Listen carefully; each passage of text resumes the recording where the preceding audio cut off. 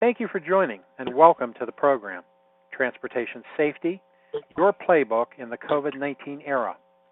For this webinar, attendees will be in a listen-only mode. If you need technical assistance, please submit your request under the Tech tab in the window in the top right-hand corner of your computer screen. If you wish to submit a question during the presentation, please use the Q&A window at the top right-hand corner of your computer screen. Presenters will do their best to answer your questions. However, due to time constraints, not all questions may be addressed during this webinar.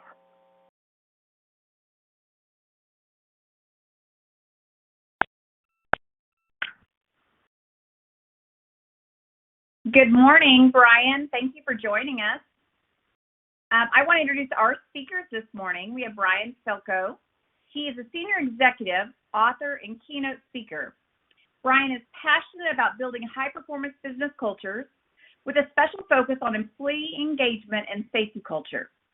Brian approaches business with the philosophy of strong on the inside and beatable on the outside. Brian currently serves as the CEO of Houston-based Jetco Delivery and Executive Vice President of Montreal-based The GTI Group. GTI purchased Jetco from Brian's ownership group in 2019. Since acquiring Jetco in 2006, Brian invested in people, fleet, and technology, resulting in tenfold growth and highly differentiated business model. The company offers open deck, heavy haul, intermodal, dedicated van, and freight brokerage services. At GTI, Brian leads the U.S. trucking business and safety risk management and marketing for the enterprise. Brian serves on GTI's board of directors. Brian has spoken internationally to tens of thousands of people, offering hands-on tools for building healthy company and safety cultures. Brian is author of dozens of articles and 2 books, including Leading People Safely, How to Win on the Business Battlefield. Brian is especially proud of receiving the National Safety Council's Distinguished Service to Safety Award for his work in the field of applied safety. Originally from Appleton, Wisconsin, Brian holds a JD from Northwestern University School of Law and a BA from the University of Wisconsin-Madison. Brian lives with his family in Houston. We're so excited to have Brian here, but he's also going to be joined by Jorge Chavez today. And we're really excited because, you know what, he's got a firsthand perspective for us because he's down in the trenches. So, Brian, I'm going to turn it over to you and Jorge because I think everyone's excited to hear what you have to say. Thank you, Lisa, and good morning, everybody. And I'd like to thank National Safety Council for hosting this very timely webinar. You know, in normal times, in times of crisis alike, safety is leader-driven and employee-owned, and safe outcomes are the result of employees behaving in alignment with clearly articulated values and processes. Safety is not a priority. It's a non-negotiable core value. And safety never sleeps. Safety doesn't care if we're in good times or if we're in a crisis like we are now. Safety is unforgiving. And COVID-19 doesn't change these core principles, but COVID-19 requires us to change how we lead people safely. What worked a month ago may not work today. COVID-19 has changed our tactics and priorities, but it cannot change our value-based commitment to safety. And when this crisis passes, and it will, we will all be changed forever. COVID-19 affords us actually an opportunity to redefine the role of safety in our organizations. As company, operations, and safety leaders, we must be firmly grounded in navigating this unprecedented crisis. And at the same time, we've got to look forward now to a brighter future once the storm passes. And that is the basis for today's playbook. So my challenge to you is this. In the COVID-19 era, safe outcomes will be tied directly to your leadership ability. And it's essential to create psychological safety for your team. The first question that we all have to ask is this. We are looking in the eye of the tiger right now. Are we ready? Those of us on this call, leaders, managers, frontline employees, are we ready? Because in order for us to lead people safely, we've got to make sure that our fears, and we all have them, let's face it, are in check, that we've got things in perspective, because if we're not ready, And if we haven't come to terms with our own concerns, it's going to be very difficult to lead people safely in this environment.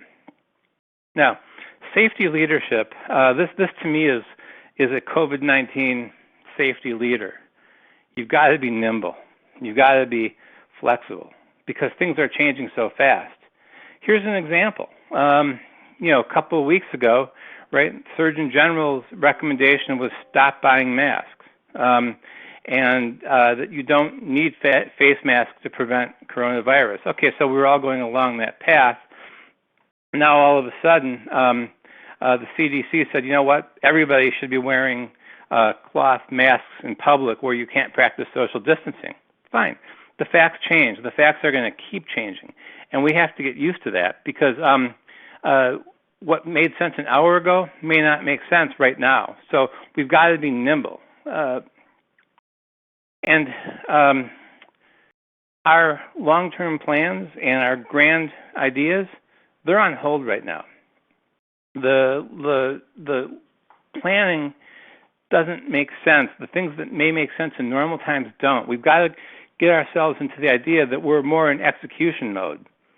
I love this quote from General Patton. It says, "A good plan violently executed right now is far better than a perfect plan executed next week." And I think that's important as safety leaders. Is we're not going to get it right. We're going to make mistakes along the way. We're going to make judgments that we're going to reconsider in a week from now, and that's fine. Don't worry about perfection. That's not what we're after right now. So before we get into some of the leadership changes that we need to make in our playbook, I want to take a little bit of time and do a system check. These are things that I'm assuming that most of us have addressed, but if not, I think it's important that we check in on our business continuity plan. 24/7 support to our drivers. Is the remote staff functioning? You know, we all live in a high consequence environment where accident risk is real. So the people who are charged with responding to our incidents, are they available? Are they working? You know, what happens if an employee becomes ill while on the road? How are we ready to shut down, reply to shutdowns, to quarantines? Do we know the new rules at shippers and consignees? They're changing regularly. So we've got to look at having COVID-focused safety briefings to make sure our team understands what's going on. What are the rules on sharing equipment and PPE? Things that may have made sense a month ago don't make sense. What about an emergency breakdown? So I'm trying to do a pressure check here. I also want to talk about compliance for a minute as part of our pressure check, because just because we're compliant doesn't mean we're safe. And we know that if we're hauling anything having to do with COVID relief, the hours of service rules have been lifted in many states and at the federal level. My proposition to you is that fatigue doesn't care whether we're in a crisis or whether we're in normal times. So I'd be very, very careful about disregarding the hours of service rules, even if you're hauling COVID-related material, because fatigue is fatigue. So let's be sure that we're focused on safety above compliance. I also want you to think about this as part of your system check. If an employee tests positive or is exposed to COVID, do you have your clear points of escalation? Do you know what's going to happen? Do you know who's involved? Do you know that single point of contact that's going to be in control? If one of your facilities is contaminated, do you know what to do when it comes to shutting the facility down, when it comes to deep cleaning the facility? These are all things that we have to think about and know right now, because when things happen, if they happen, we don't have time to be thinking. We've got to go into execution mode. So let's make sure we've all done a system check. By the way, all these slides are downloadable, so I know I'm going fast, but you've got access to all these slides. So a couple thoughts on creating psychological safety in the COVID-19 era. First of all, this is your employee right here. Your employee is distracted. They're concerned about their health, their family's health, maybe family members in poor health that they can't visit, layoffs, traveling away from home. What if you send me to a hotspot? What if you send me to New York, New Orleans, to some of the cities in California that are hotspots? So my proposition to you in the COVID era is this. If you think the cell phone is a distraction, and it is, consider the impact of COVID. It's a major distraction. And I think that's important because you have to approach your employees as if they're distracted. Let's face it, none of us is running right now. You, me, or anybody else is running right now with perfect clarity, the way that we would have a month or two ago. So you've got to adjust your style to understand and manage the distraction and to lead with a firm commitment to safety, but with empathy too. So we've all practiced social distancing. I imagine a lot of our facilities, to the extent that we're open, are cut off, and so certain drivers, for example, may not have access to the whole facility that they used to have. I know our shop, in our company, our shop, drivers, office, everything is sort of cut off. What you've got to do to practice safety is to be sure that social distancing does not create social isolation. So we have to find new ways to eliminate the distance. Is that more frequent conference calls, emails, town hall meetings? There are so many ways to communicate, and technology affords us so many great ways to communicate that our job as safety leaders to create an environment where people are comfortable and clear-headed, going to perform safety-sensitive responsibilities. We have to make sure that our people are not socially isolated. I'm going to talk about, I think when we get to the question and answer section, I'm going to talk a little bit more about best practices for recruiting and hiring, because we're still in the business of recruiting. We've got companies to run, but how do we bring in new hires in the COVID-19 era? And we're going to talk about that in a little bit too, to make sure that distancing is practiced while at the same time we're still able to run the business. Control is a big deal. And I look at the panic buying of toilet paper. In my mind, that's people trying to focus on something that they have control over. We have realized over the past month that there's an awful lot we lack control over. It's staggering. So buying toilet paper is something people can control, and they did. Well, the same thing here is don't take control away from your employees. Employees need more frequent timeouts. Don't force work. If an employee is not comfortable with a particular assignment, you can't force it. Individuals have to make their own decisions. And when people are in control and people feel like whatever is in their control, they've got input on, they're likely to approach the job with a clear head. And a clear head is critical to safe execution. So control is absolutely important. Also, make sure that you take frequent pressure checks with your team. And by that I mean we don't have all the answers.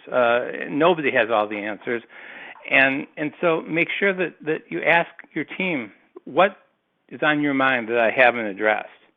And we've done that in our company a couple times now, and we've gotten great questions, things that we never would have guessed. And those questions led to discussion, conversation, and sort of an understanding that we can be safe, we can operate with a clear head in the COVID-19 era. But again, this is all a test of our leadership, right? If we're running a playbook that's dated from a month or two ago, and we're not making these course corrections, we're not going to get to the point where we're able to allow people to function safely amid all this chaos.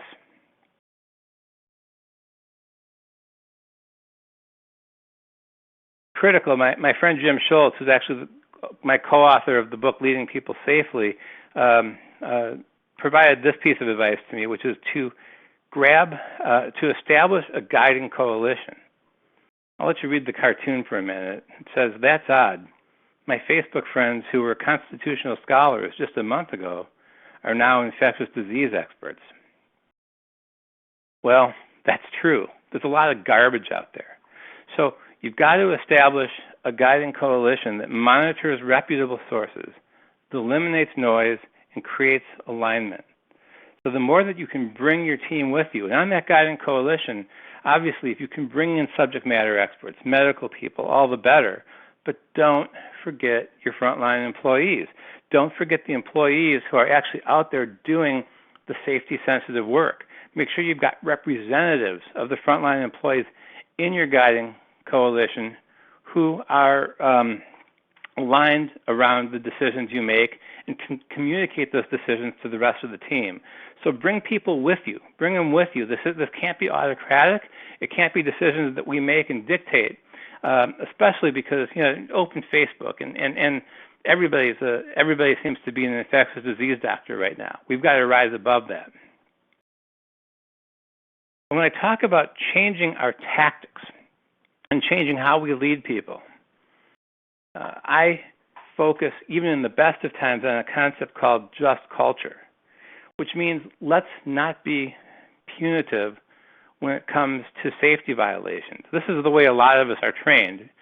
You've been trained, and if you did as you were trained, you wouldn't make mistakes. You made a mistake, you'll be punished.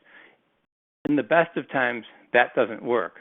If I had to live by that rule, I would have been fired my first or second day on the job. What you've got to do is relax things a little bit. You've got to relax the approach without relaxing the commitment to safety.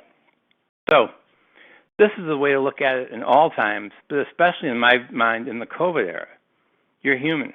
Humans make mistakes. Here's the key. Did your employee make an honest mistake or reckless behavior?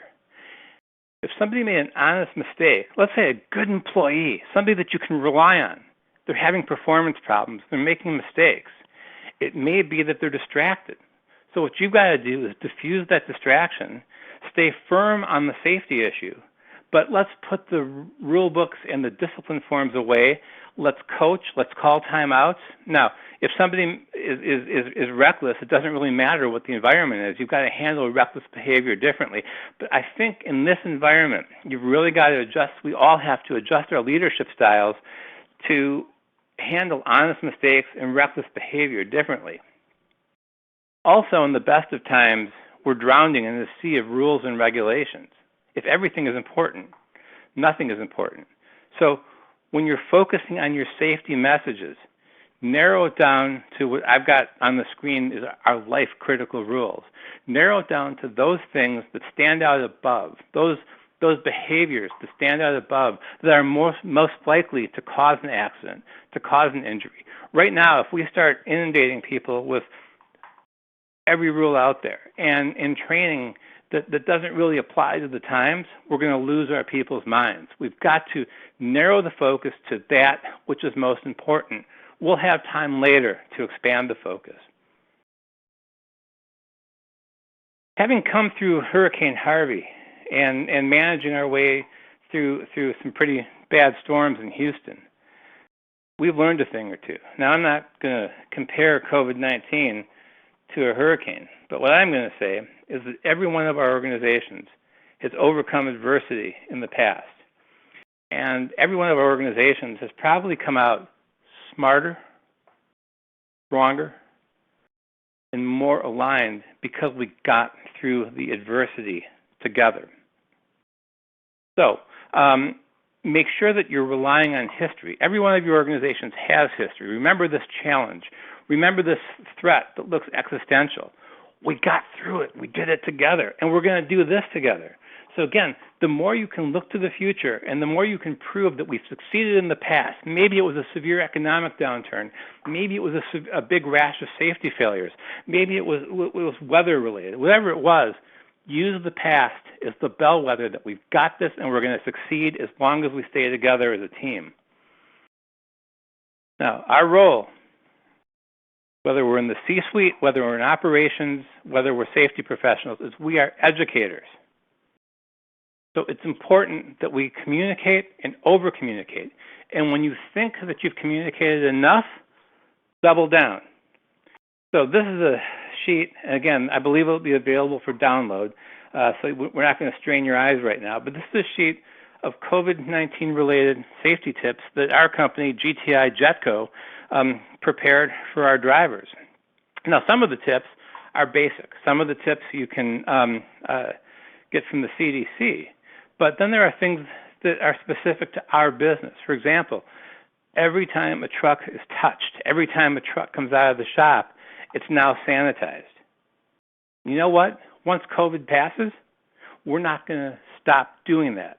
We're smarter now. So make sure that you're not just spitting out the CDC guidelines. Make sure that you're sharing things that are idiosyncratic, specific to your business. And again, I don't have the time to read this, but it's going to be available for you to download and make sure that you're educating. Part of education is to be a resource. So you've got to be a resource for your employees, for your clients. Right? Your clients have the same concerns. So whether you're in public transportation, meaning your clients might be the people riding buses and riding rail, or truck or air, whatever transportation mode you're in, your clients are concerned. They want to know, are my vendors following all the best practices? You've got to be talking to your clients about, here's what we're doing to make sure that while we're servicing you, that we're following all the best practices. It's no longer just in communicating to our internal teams. You've got to be a resource that gathers resources. And I can point out certain trade associations that we're involved with. Specialized Carriers and Rigging Association, American Trucking Association, Truckload Carriers Association, Texas Trucking Association. They've all got fantastic resources, absolutely incredible, for free on the website. On their websites. You need to be sure that you're gathering those resources, calling them, and then using and communicating the ones that make the most sense for you. For example, SCRA, Specialized Carriers and Rigging Association. If you're going to job sites, they've got a special COVID-related safety briefing specific to job sites, specific to where there may be cranes, there may be crews, stuff like that. You've got to be gathering, downloading, and then disseminating and educating. Right now, it's more important that we listen than we talk. So you may think you said something to one of your employees or to your team, and you may think you said it clearly, but the reality is they didn't hear you. So we've got to be really careful because, again, we're all distracted right now. Listen actively. Don't be presumptuous. Let the team member guide you. And the key is repeat it back to me. So I'm giving you these 3 steps, 1, 2, 3, that you're going to take when you're at another person's location. Repeat back what I just said. Don't assume that it was heard. I think that the era that we're in, the crisis that we're in, if we're strategic about it, will allow us to redefine the role of safety in our organizations forever. Because right now, I know a lot of our companies have silos, right? There's the operations safety silo, the operations silo, safety silo. Maybe there's a manager silo versus the frontline employees. Well, we know that all those silos are torn down. We're in this together. The COVID virus doesn't know the difference between departments, between people. So this is the time, and it's a rare time, that in black and white, we're in the foxhole together. And if we lead properly, we can create an alignment among our teams that will last way beyond COVID. And I love this quote from Albert Einstein, which says, "In the midst of every crisis lies great opportunity." And so we have to be working our way through this crisis. But at the same time, we've got to look at the opportunities to change our organizations for the better and permanently. And now I want to introduce a colleague, a friend, Jorge Chavez. So Jorge, in addition to being a long-term driver for our company, Jetco Delivery, he's a captain for the American Trucking Association's America's Road Team. And he was one of 18 people selected out of 2,200 applications to represent the trucking industry. So Jorge has also been spending a lot of time for us stocking the shelves. He's been spending a lot of time at grocery stores delivering essential supplies. So I thought it important, that you hear from more than me. You really hear from somebody that's out there doing it. And we've got to remember that some of us have the privilege of isolating, of sheltering, but our professional frontline employees in the field don't. And so I think it's critical that we listen to them. So, Jorge, I'm so glad you joined me. And I guess the first question I've got for you is, when you're running in this environment, this COVID-19 pandemic environment, what are the biggest safety risks that you face? Good morning, Brian. Good morning, everyone. And thank you for having me. Sure. As you said at the beginning of the presentation, safety never sleeps. And our country is going through for a very difficult time right now. So, and because of that, everyone is on a very dangerous spot. And that includes us, the professional drivers, especially when you're on the road. So for us, the professional, we have to be an extra vigilant and alert, watching our mirrors, increasing our following distance. Because of this crisis that we're going through, people could be scared. They could be distracted, listening and watching their phones and not paying attention on the road. That's what I think. Yeah, Jorge, I mean, we're facing that. I'm sorry. Go ahead, please. No, and that's why I said we're facing that risk right now on the road. Yeah, I mean, there was a crash near Dallas a couple days ago, right, where the professional driver fell asleep. I've heard conversations where people are actually seeing an uptick in accident frequency, even though business is so far down. And I think fatigue and distraction has a lot to do with that. So with that in mind, I'm going to come back to you with two more questions. First of all, personal, and then I'm going to talk about employers. So personally, when you start your day and when you're executing all day, what do you do to ensure your own personal safety in the COVID-19 environment? Okay, right now, my number one step that I take is information. We have to be informed on what's happening. Stay connected with the news and what the local or federal authorities are talking about. That's very important. Read all the emails and messages from our companies to make sure that we're on the same page through these moments. And that's, I think, very important to do right now.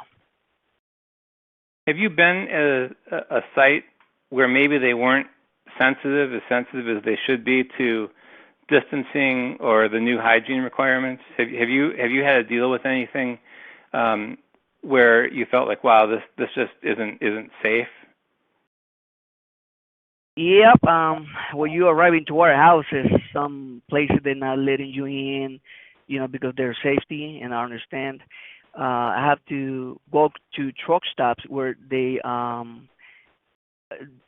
part of them are closed because they're afraid, right? Because we are outside and many restaurants are closed and because all this happening. So I think we have to stay alert. I think this is a critical point because we talk about distractions, and our professional drivers in this country have a hard time getting to a truck stop. Try getting a truck through a drive-through. Doesn't really work that well. You can't walk up to a drive-through. A lot of restaurants are closed where even if the drive-through is open, you can't access a restroom. Now we're asking our frontline employees to do their job safely, but yet we're not giving them the tools, the basics to do that job when they're out there. That's got to change. So on this call, Jorge, we have a lot of employers. What advice do you have for employers to ensure the safety of their frontline employees in the face of COVID-19? I would like to say I would like to point to things right here. Information for everyone right now is crucial. An employer must inform their employees what's going on. If they need to stay home, if there's any change on regulation or any new law coming out from our local authorities or the government, right? And I think communication right now is important.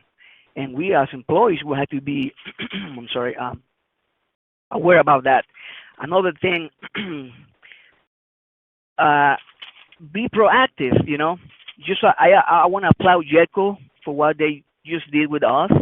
They provide masks to stay safe because we go to clients, we go to warehouses. Especially, I work in the intermodal industry, and I have to deal with people very close. So now we are protected.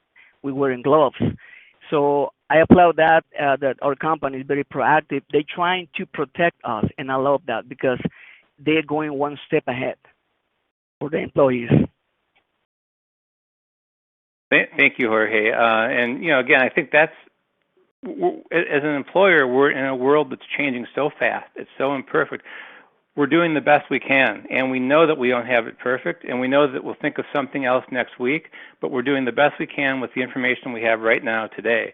And I think that's the key, and also over communicating. I'm going to ask you to hang on the line, Jorge, because we're going to come to some questions. And when we come to the questions, there may be some for you. People might be a lot more interested to ask questions to you than me. I've put on the screen my contact information, and we need to keep this dialogue going. So if you have questions, you can go ahead and email me. LinkedIn has been fantastic. We've been sharing a lot of great information on LinkedIn. I've learned from a lot of my contacts. So in this environment, if you want to connect, let's connect, and let's kind of make each other better. I like to say, and I really believe, there are no trade secrets when it comes to safety. So I'm out there, and I'm willing to connect and to share and to learn. And with that, Lisa, could we maybe go to some questions? Absolutely. I have several questions for you, Brian. You and Jorge were extremely helpful this morning. And so some of the questions I'm getting is, can you share some training best practices? Yeah, training is, I think, really been a challenge for a lot of people. And I read some of the questions that came in on training, right? And there's some people that I think are distancing, where normally you would have a ride along, and instead you've got vehicle 1 following vehicle 2, so that you're distanced with walkie-talkies. So I'm going to give you a couple thoughts on training, because the reality is we've got to keep running the business. We've got to keep bringing in new employees, and quite frankly, in this environment, it gives us a chance, ironically, to hire the best of the best, because people that otherwise may not have been available to you are. So I've seen some companies, ours included, putting plexiglass in the trucks to divide the driver from the passenger.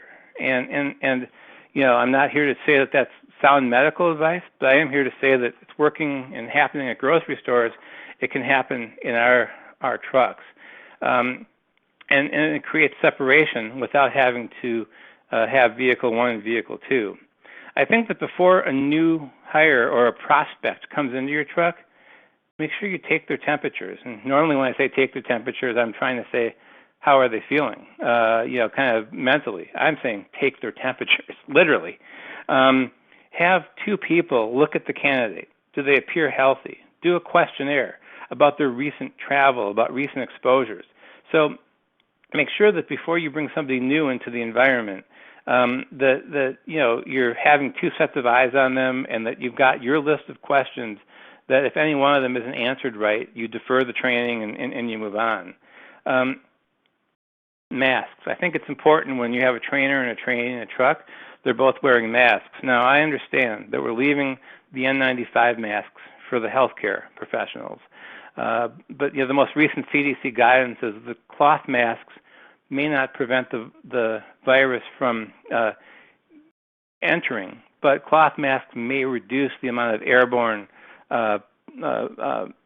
emissions from you talking, sneezing. So the masks aren't going to hurt. How much they're going to help is anybody's guess, but I'm basically following the CDC's guidance on that. So, wearing masks during the training session is important.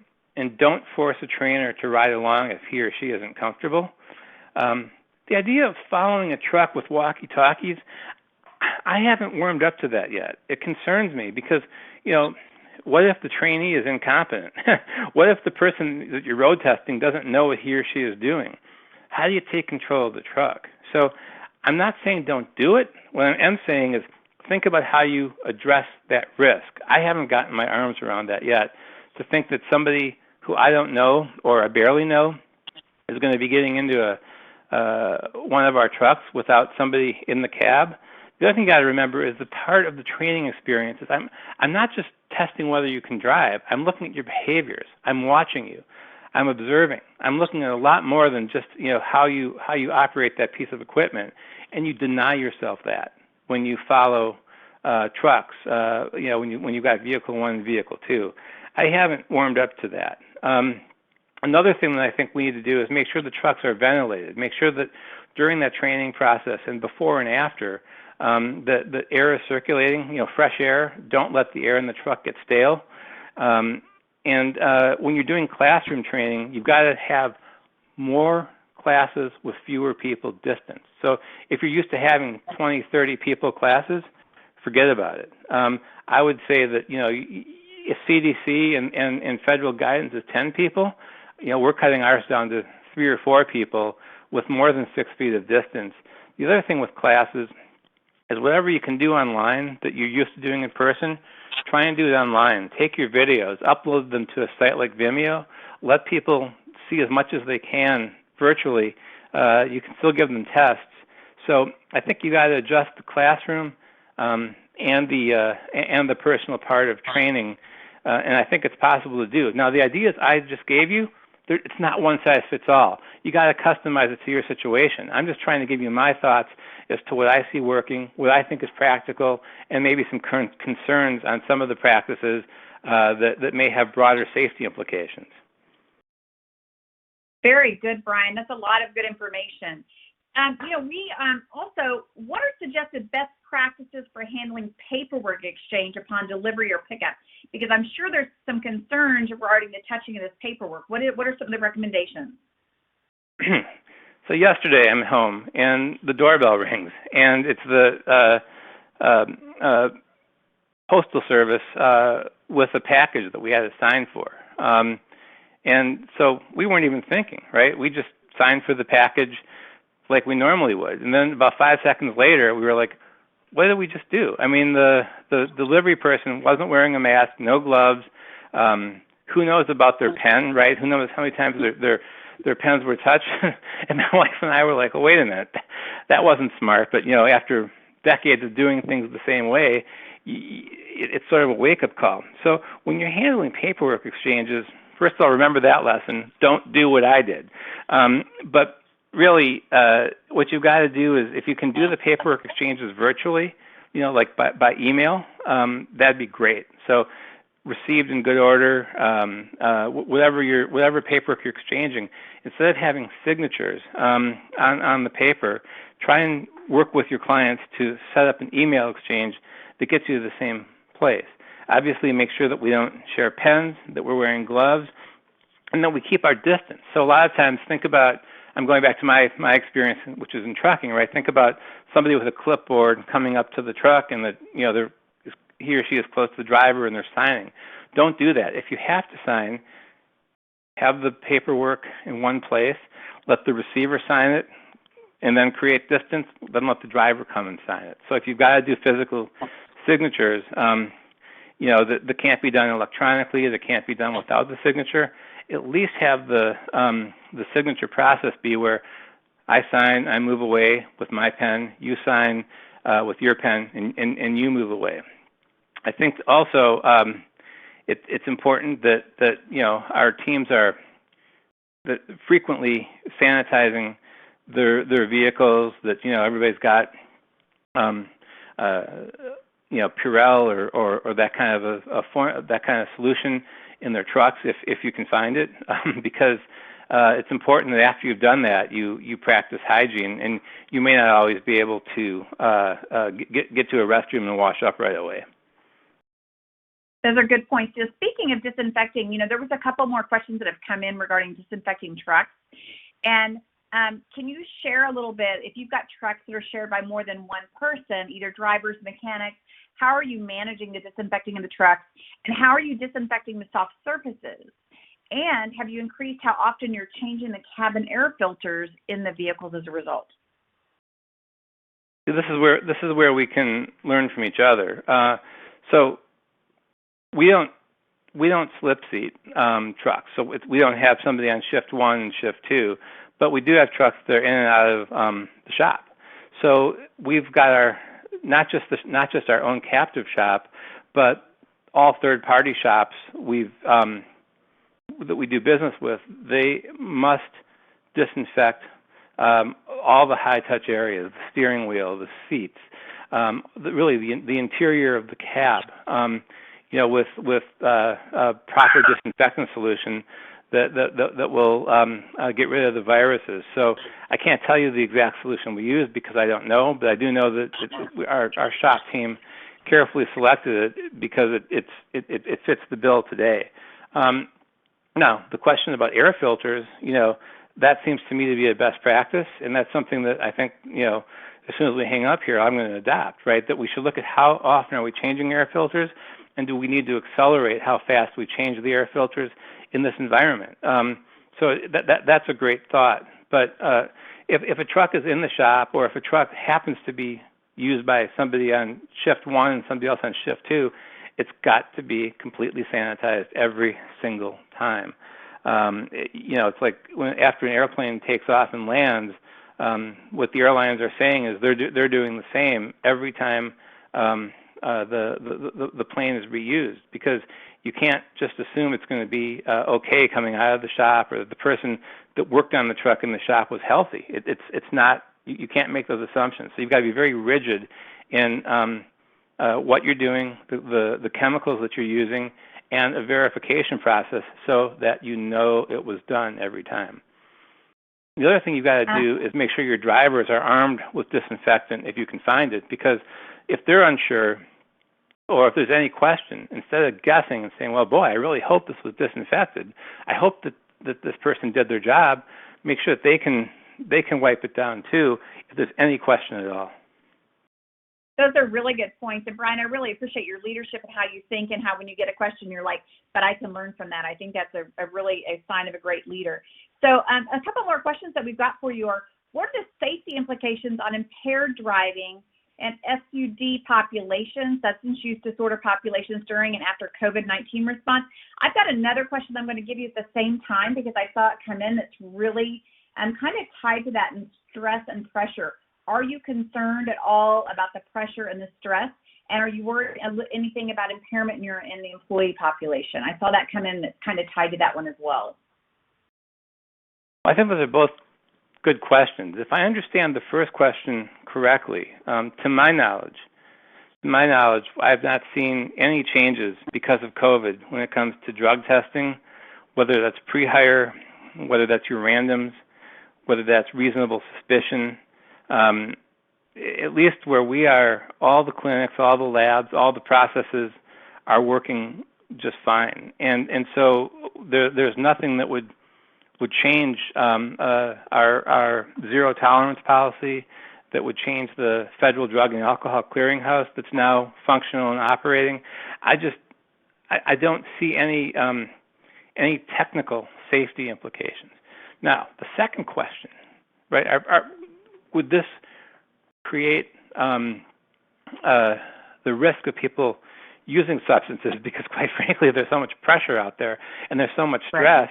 Right. I guess that's possible, right? And that's why I go back to the thesis of this presentation, which is we've got to make sure that it's psychologically safe for our people to come to work, and that we do everything we can to take the pressure away. But then, you've got to make sure that your reasonable suspicion training is current. If people do rely on substances to get through this, they can't be working for us. They need to stay home, or they need to when we can help figure that out. We need to, if we have employee assistance plans, let's make sure that we're communicating and over-communicating that this plan is available to you. And so if you find yourself in that situation and you have an EAP, make sure you're sending your employees to the EAP. We've got to lead with some empathy, but at the same time, we cannot compromise by looking the other way on people showing up to work who are not fit to perform safety-sensitive functions. Those are great answers, and you did a really good job answering both of them. Sorry I combined them for you. I've got a couple more I'd like to go over real quick. One of the questions was, I understand that truck drivers are kind of exempt from the stay-home orders of some of the states, but the question is this: if a driver delivers to another state and returns to his or her own state, why do they not have to self-quarantine for 14 days like a visitor from another state would be required to? Do you have any thoughts on that one, Brian? Sure. I mean, like, for example, right now, the Texas-Louisiana border, if you're coming into Texas from Louisiana, you're going to get pulled over, and they're going to track you, and they're going to track whether or not you're obeying the mandatory 14-day quarantine in Texas.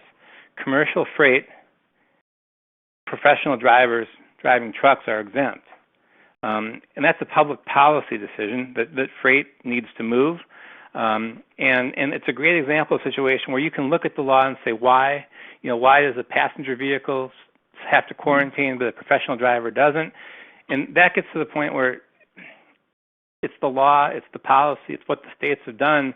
We need to respect it and follow it. Whether we agree or disagree is sort of secondary. It's a policy decision that we need to, that the government made, and that we need to follow. But the logic of why one person has to self-quarantine and another doesn't, again, I understand the policy. I understand that freight has to move. That's about as far as I can get on that one, Lisa. Well, that makes perfect sense when you talk about the freight needs to move and understanding that. You answered that very well. So one more, what is the largest risk to the drivers when loading at locations? So what is the concern when a driver is getting there and they're having to load it at a different location? What are some of the concerns and risks? Let me give you a handful of concerns, and again, I'm always interested to hear what other people have found. But first of all, the biggest concern is shippers who don't follow social distancing practice, right? They're getting too close to the driver. They haven't modified how they handle professional drivers.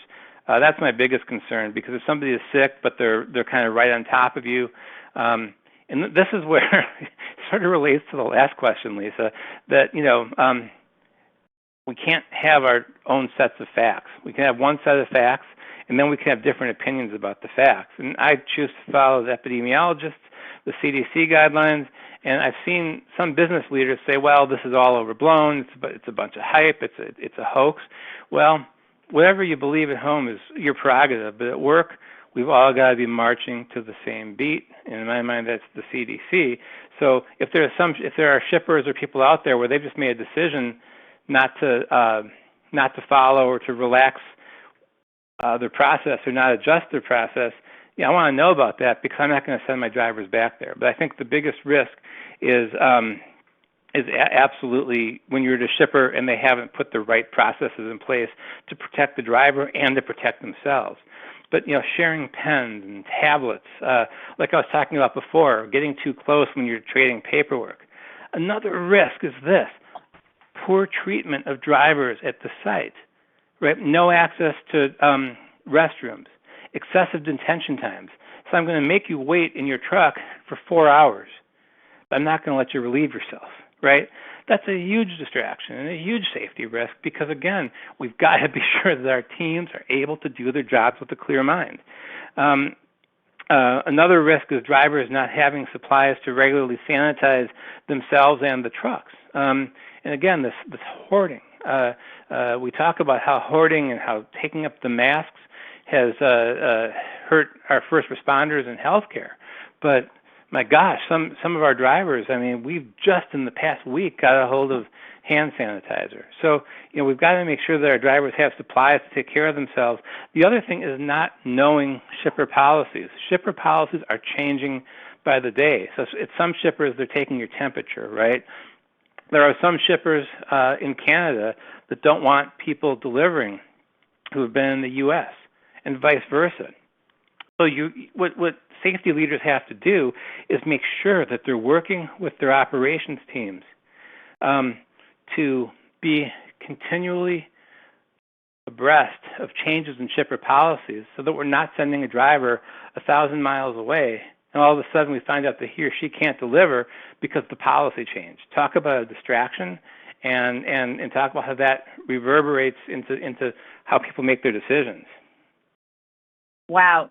Great points, Brian. You have done an excellent job, you and Jorge both, and I greatly appreciate both of you taking the time to talk about safety leadership in this era that we find ourselves in. As we wrap up today, can you tell me, is there one thing that you want people to remember about today's session? What would that be, Brian?